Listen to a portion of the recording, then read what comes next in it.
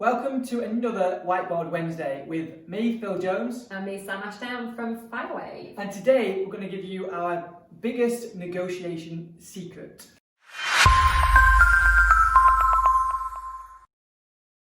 And this is something that we've never heard another agent talk about. I think it's something that is very, very underused and underknown. Now, something that we've been teaching and training a new member of the team in the last few months, and something that she was under the impression of was when she gets an offer in, she thought she just had to give that offer to the client, to the owner of the house. And passing on an offer isn't negotiation, is it? Not at all. No. So you've got to work for negotiation. This is something that you've got to be skilled in. In fact, in the olden days, maybe in some agencies still, they're called negotiators. In the olden days. We call ours a client executive, that's a whole other story. So they've got to learn how to negotiate. You've got to teach them how to negotiate because that's what we're being paid for. We charge 1.5%, which is the highest by a mile in our area. Maybe it will be one of the highest in your areas as well.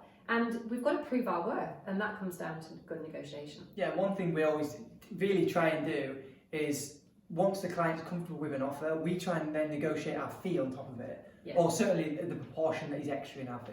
Yeah, whatever else we can do to surprise and delight our owners is the right thing to do. So, we do an amazing viewing, we get an offer. Okay, so let's say the house is for sale for £500,000. An offer, what's an offer going to start at? 460. Okay, 460. So it's a reasonable offer. What would you then do with it? So if you were an untrained member of staff, you would simply phone the owner and say, we've had an offer of 460, what would you like to do? That is not what we're being paid to do. So what I would do, if I was on the phone to that buyer, is I would say, okay, thank you very much for the offer, always thank them. It's a good offer. However, I know it's too low. I just don't know how much too low. Now, the object of the game here is, and it is a game really, is not to try and get the buyer to make too many offers. Because a couple of things happen. One is they run out of offers and just stop and just go, actually, no, I'm not playing this game anymore. 3 is about comfort level, isn't it? 3 is about maximum, really, isn't it? If it goes to 4 or 5, sometimes it falls out of bed further down the line. That's the issue, isn't it? And they just get cold feet because they feel like I've offered 6 times, for goodness sake, and I've gone up by £5,000 a time, and I'm not getting anything I'm not getting anything back. They always want something, don't they? So we start at 460. So I'm going to go, okay, I know that's too low. I just don't know how much too low. Would you like to review your offer and give me a call back? Right? Would you like to review the offer before I put it forward to give you the best possible chance to get your offer accepted?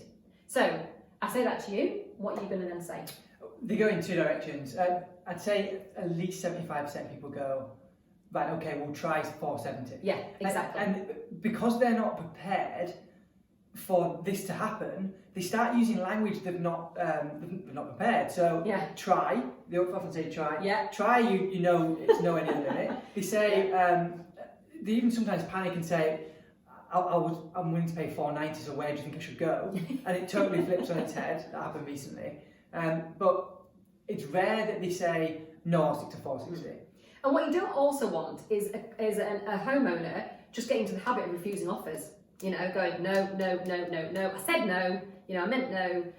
You don't want that to happen. So you want to make sure that the buyer and the seller are both happy all the time, but that the steps are moving up incrementally, but that you're in control of that negotiation process. So if I was to say to you, Phil, I know that's too low, I just don't know how much too low, what are you going to come back with on 460? Okay, let's try 470. Can we say 475? Because I think at least I've got a chance of discussing that with our client. Okay, I wasn't planning on going much higher than that. Okay, that's good to know. Thanks very much for that, Phil. So then I go back to the client, and then I haven't got a 460 offer that's going to annoy the client. I've got a 475 offer. And the chances are that client will probably want to accept 475, especially if they've been on the market for some time. So then I'm showing my worth, and I'm demonstrating my worth, because then I'm going to say to them, don't go for that just yet. I think we can get a bit more out of them. And then I go back and negotiate again. So that way you're going to get much closer to your asking price than if you start at 460 and that is offer number 1. Because by the time you get to offer number 3, you're probably too far shy of that top level. Yeah, the accepting the first offer is a big point. We had a home on the market for about 18 months. It had previously been on for a few years. It was only last week we got an offer, and it was only 10,000 less than asking price. It was 650, we got 640, and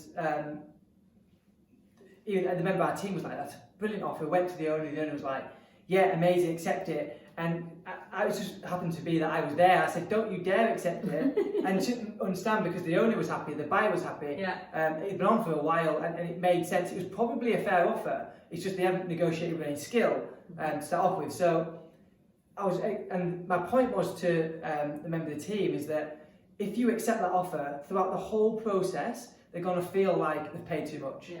As you would. Definitely, I should have offered 430. Because nobody wants to leave money on the table, Yeah. the buyer or the seller. And if neither of them are happy, it's not going to stick. And if only one's happy and one's unhappy, it's not going to stick. Something will turn up in survey, they've been arguing about taking a wardrobe with them, and that's it, it'll all fall out of bed. So by rejecting it, it tells the buyer that they would never have got an offer accepted at a lower price. Exactly right. So they went to 443, we said no, it needs to be 445, and we agreed it at 445. Got £5,000 more than, actually 645, more than the owners wanted. Which is probably the difference in our fee. And a more secure sale. And a more secure sale, because then they both feel like they've worked for it a little bit. Yeah. Fantastic, that's a great top tip. So if you're not already using that negotiation secret, you need to be. But make sure as well, if you haven't already, go and check out what Firewave could do for you and your business. Because we've got some amazing clients all over the country that are taking on these beautiful high value homes, and we're teaching them skills like negotiation every day, aren't we? Yeah. So go to fire-wave.co.uk/start and let's see if your area is available. Let's at least start the conversation, and let's see if and how we can help your agency to grow. Bye for now.